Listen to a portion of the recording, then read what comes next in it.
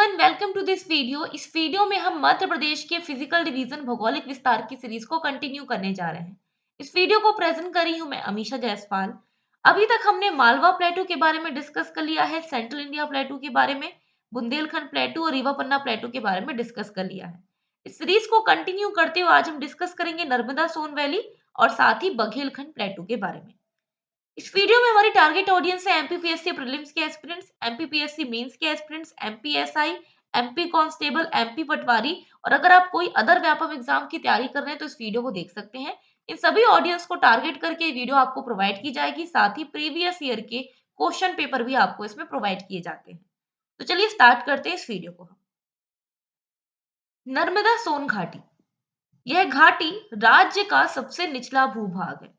अब किसी के दिमाग में ये आ सकता है मैम राज्य का निचला भाग तो सतपुड़ा है, तो नहीं, राज्य का सबसे निचला भूभाग नर्मदा सोन वैली होगा। ये कैसे होगा? यहाँ पे निचले भाग से तात्पर्य है गड्ढे, गहराई। यहाँ पे निचले भाग से तात्पर्य होगा कि गहराई को देखते हुए हम डिस्कस कर रहे हैं, या फिर गड्ढे कहाँ पे ज्यादा हैं ये हम देख रहे हैं। तो गहराई सबसे ज्यादा या गड्ढे सबसे ज्यादा नर्मदा सोन वैली के क्षेत्र में है, तो राज्य का सबसे निचला भूभाग नर्मदा सोन वैली का हो जाएगा। ओके, ये आपको पॉइंट ध्यान रखना है। नर्मदा यहाँ पे बहुत ज्यादा गड्ढे बनाती है ना, तो यहाँ पे बहुत ज्यादा भ्रंश घाटी बन रही, गड्ढे बन रहे हैं, इसलिए राज्य का सबसे निचला भूभाग नर्मदा सोन वैली होगा। ये हमें ध्यान रखना है। इसके बाद हम देखते हैं, ये दूसरा सबसे बड़ा भौगोलिक प्रदेश है, सेकेंड लार्जेस्ट फिजिकल डिवीजन है।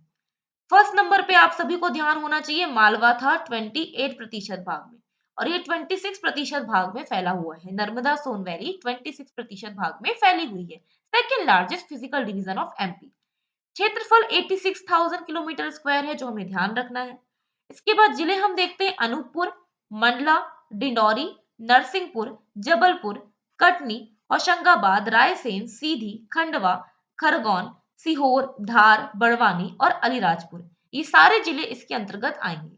इसे हम मैप में समझते हैं और अच्छे से आपको समझ में आएगा।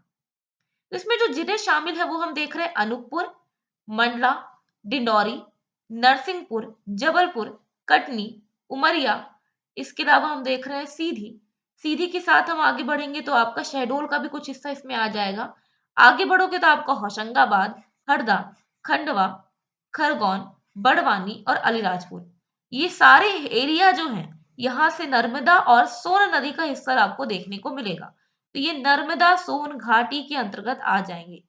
नर्मदा सोन घाटी के अंतर्गत ये जिले शामिल होंगे। कुछ कुछ भाग शामिल है, पूरा नहीं, इस जिले के कुछ कुछ हिस्से नर्मदा सोन घाटी में शामिल होंगे। ओके, सीधी के साथ साथ शहडोल भी आप एक और इसमें ऐड कर लीजिएगा। तो ये सारे जिले हम देखते हैं इसमें शामिल हैं। फिर से बता रही हूँ, अलीराजपुर, बड़वानी, खंडवा, खरगोन, हरदा, होशंगाबाद, नरसिंहपुर, जबलपुर, कटनी, उमरिया, शहडोल, सीधी, अनूपपुर, डिंडौरी और मंडला, ये सारे जिलों से नर्मदा सोन वैली का हिस्सा जुड़ा हुआ है। ओके, इसके बाद हम देखते हैं, इस क्षेत्र की औसत ऊंचाई 300 मीटर है और ये आपके एमपीएसआई 2017 के क्वेश्चन पेपर में पूछा जा चुका है कि नर्मदा सोन वैली की औसत ऊंचाई कितनी होगी। तो 300 मीटर जो हमें ध्यान रखनी है। औसत वर्षा यहाँ पे 70 से 140 सेंटीमीटर तक होती है, ये हमें और ध्यान रखना है। यहाँ पे जो सॉइल पाई जाती है, मिट्टी पाई जाती है, गहरी काली मिट्टी पाई जाएगी नर्मदा घाटी के क्षेत्र के आसपास के एरिया में, डार्क ब्लैक सॉइल, और लाल मिट्टी पाई जाएगी सोन घाटी क्षेत्र के आसपास। अब इसे मैप में देखना, यहाँ पे नर्मदा सोन का, यहाँ पे नर्मदा वाला एरिया होगा, तो यहाँ पे पाई जा रही है डार्क ब्लैक सॉइल, गहरी काली मिट्टी।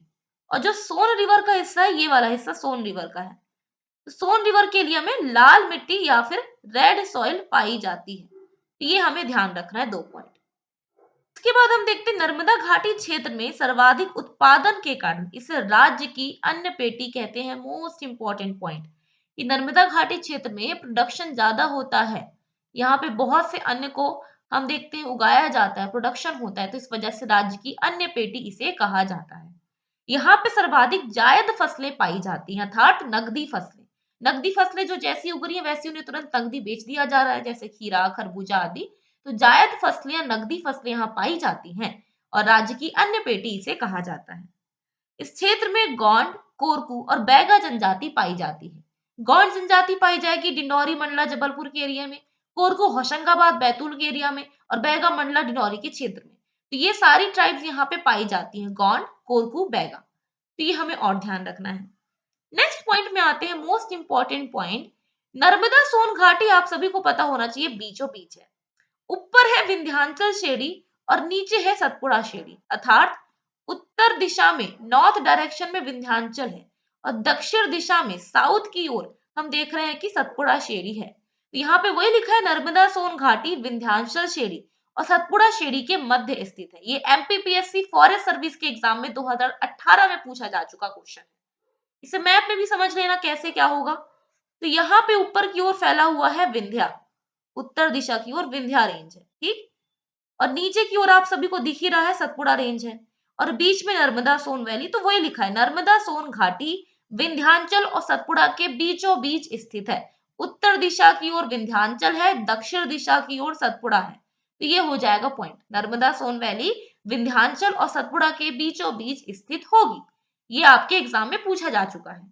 अब यहाँ पे इसमें दूसरा टॉपिक मैं ऐड करूं तो ऊपर आपको मालवा प्लेटू दिख रहा है। मालवा प्लेटू और सतपुड़ा के बीच में से कहा जा सकता है, तो ये भी आपको एग्जाम में घुमा के पूछ लिया था।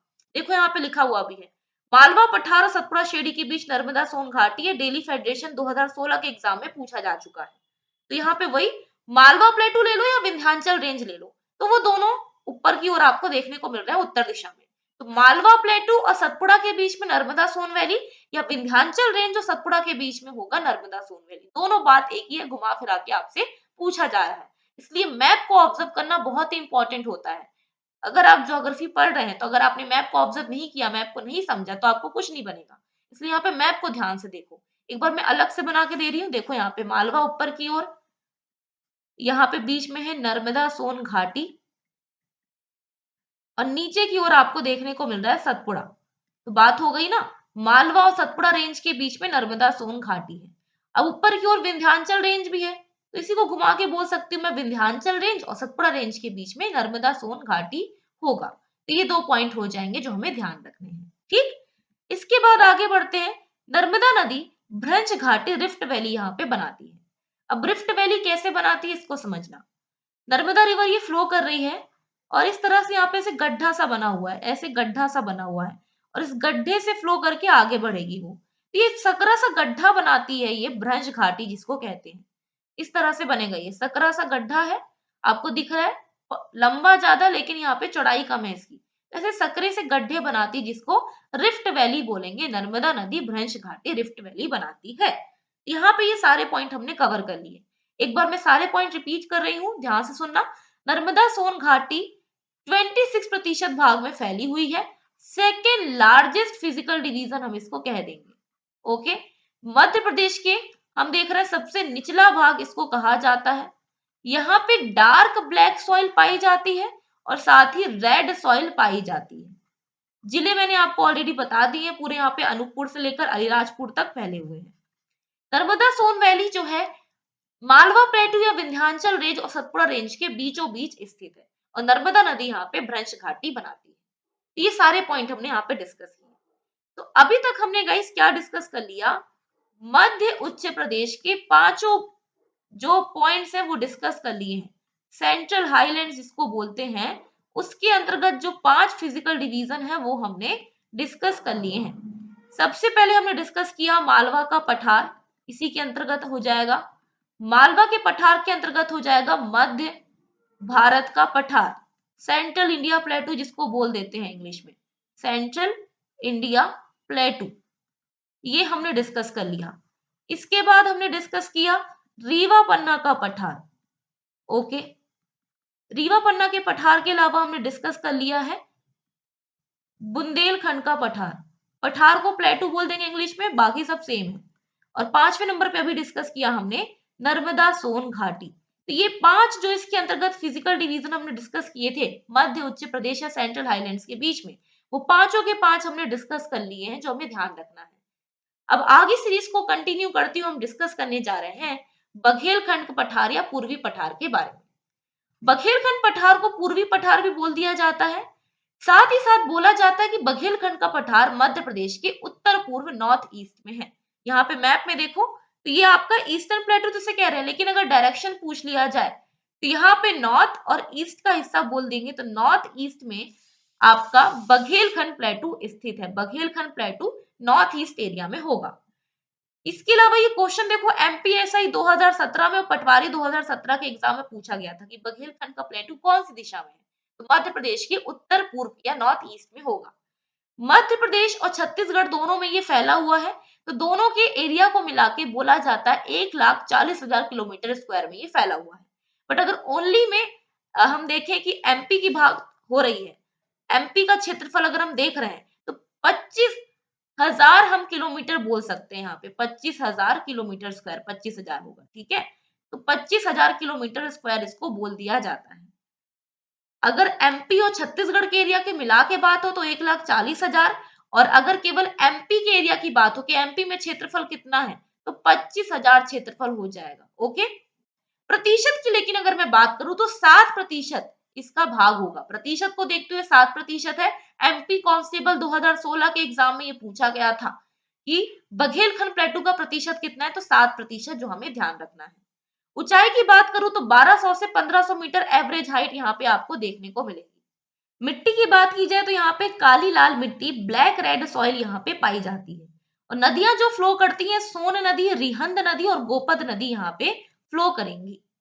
इसके बाद इसको मैप में भी समझ लो, ये है बघेलखंड प्लेटू का हिस्सा, इसका अधिकतर भाग चला गया है छत्तीसगढ़ के क्षेत्र में। ओके, ये हम देख रहे हैं कि अगर छत्तीसगढ़ और एमपी को मिला के बात करूं मैं तो 1,40,000 किलोमीटर स्क्वायर इसका क्षेत्रफल होगा। लेकिन अगर केवल एमपी में बात करूं तो 25,000 किलोमीटर स्क्वायर इसका क्षेत्रफल हो जाएगा। इसका जो प्रतिशत हम देख रहे हैं, 7% भाग आपको देखने को मिलेगा एमपी में होगा। मिट्टी यहाँ पे पाई जाती है ब्लैक रेड सॉइल। आगे बढ़ते हैं इसी के साथ। यहाँ पे हम देखते हैं सर्वाधिक चौपाया या पशु इसी पठार में पाए जाते हैं। ये भी एग्जाम में पूछा जा चुका है, मोस्ट इंपॉर्टेंट, कि सर्वाधिक चौपाए कहाँ पाए जाते हैं। चौपाया अर्थात पशु, तो इसी पठार में सर्वाधिक चौपाए या फिर पशु पाए जाते हैं। यहाँ बैगा, कोल, उराव, कोरबा जनजाति पाई जाती है। और मध्य प्रदेश का सबसे छोटा पठार यही है। ग्रुप 1 2016 के एग्जाम में पूछा गया था कि मध्य प्रदेश का सबसे छोटा पठार या प्लेटू कौन सा होगा, तो बघेलखंड प्लेटू मध्य प्रदेश का 7% भाग में फैला हुआ सबसे स्मॉलेस्ट प्लेटू एरिया होगा। यहाँ पे बैगा ट्राइब पाई जाती है, कोल ट्राइब पाई जाती है, उराव ट्राइब पाई जाती है और कोरबा ट्राइब भी पाई जाती है। ये 4 ट्राइब्स यहाँ पे पाई जाएंगी जो हमें ध्यान रखनी है। इसके बाद इसके अंतर्गत जो जिले हैं शहडोल, सीधी, सिंगरौली, अनूपपुर, उमरिया, कटनी, जबलपुर और शेष भाग छत्तीसगढ़ राज्य में है। इसको मैप में देखिएगा कौन कौन से जिले हैं, तो इसमें शहडोल का भाग, सीधी का भाग और इसके साथ साथ सिंगरौली का हिस्सा शामिल है। नीचे आ जाओ, अनूपपुर का हिस्सा शामिल है, उमरिया, कटनी और जबलपुर का हिस्सा। तो कटनी, जबलपुर, उमरिया, शहडोल, अनूपपुर, सीधी और सिंगरौली, ये सारे जिले इसमें आ जाते हैं बघेलखंड प्लेटू में। बघेलखंड प्लेटू का मोस्ट इंपॉर्टेंट पॉइंट आपको ध्यान रखना है कि जो शहडोल है और जो सिंगरौली है, यहाँ पे कोयला काफी मिलता है भाई। शहडोल और सिंगरौली में कोयला काफी मिलेगा, तो इसी को देखते हुए देखो लिखा हुआ है बघेलखंड पठार में मध्य प्रदेश का सबसे बड़ा कोयला क्षेत्र सोहागपुर कोयला क्षेत्र है। सोहागपुर शहडोल में है गाइस। तो मध्य प्रदेश का सबसे बड़ा कोयला क्षेत्र सोहागपुर कोयला क्षेत्र।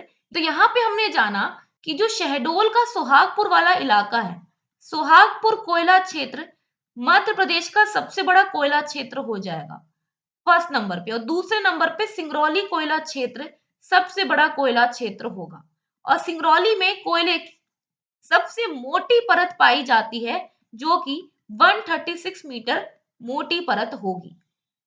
इसके साथ ही हमने जाना यहाँ पे कि मध्य प्रदेश का कोयले उत्पादन में रैंक होगा चौथा और 70 खदानें एमपी में कोयले की है। इसी में सीधी जिले की अगर बात करूं तो सीधी जिले के पिपरी पनकोटा क्षेत्र में कोरंडम खनिज प्राप्त होता है, जो आपको ध्यान रखना है। सीधी जिले के पिपरी पनकोटा में कोरंडम खनिज की प्राप्ति होती है। साथ ही बघेलखंड पठार के मध्य भाग से कर्क रेखा ट्रॉपिक ऑफ कैंसर होकर गुजरती है और इसको डिवाइड करती है। यहाँ पे कर्क रेखा यहाँ से होकर गुजरेगी, यहाँ की इस तरह से बीचों बीच होकर जा रही है और इसको डिवाइड कर रही है। तो बघेलखंड प्लेटू के हमने सारे पॉइंट डिस्कस कर लिए। 7% भाग में ये फैला हुआ है। बैगा, कोरबा, उराव, कोल जनजाति पाई जाती है। चौपाया सर्वाधिक यहाँ पे पाए जाते हैं, अर्थात पशु सर्वाधिक यहाँ पे पाए जाते हैं। मध्य प्रदेश का सबसे छोटा पठार ये हो जाएगा। और साथ ही हमने जाना कि सीधी, सिंगरौली और शहडोल में प्रमुख रूप से कोयला खनिज और कोरंडम खनिज की प्राप्ति होती है। तो आज की इस वीडियो में इतना ही गाइस। इस वीडियो की पीडीएफ आपको learn with Amisha Jaiswal Telegram channel में मिल जाएगी। डिस्क्रिप्शन में आपको लिंक है, वो मिल जाएगा टेलीग्राम का। Thank you so much for watching the video guys. Thank you so much.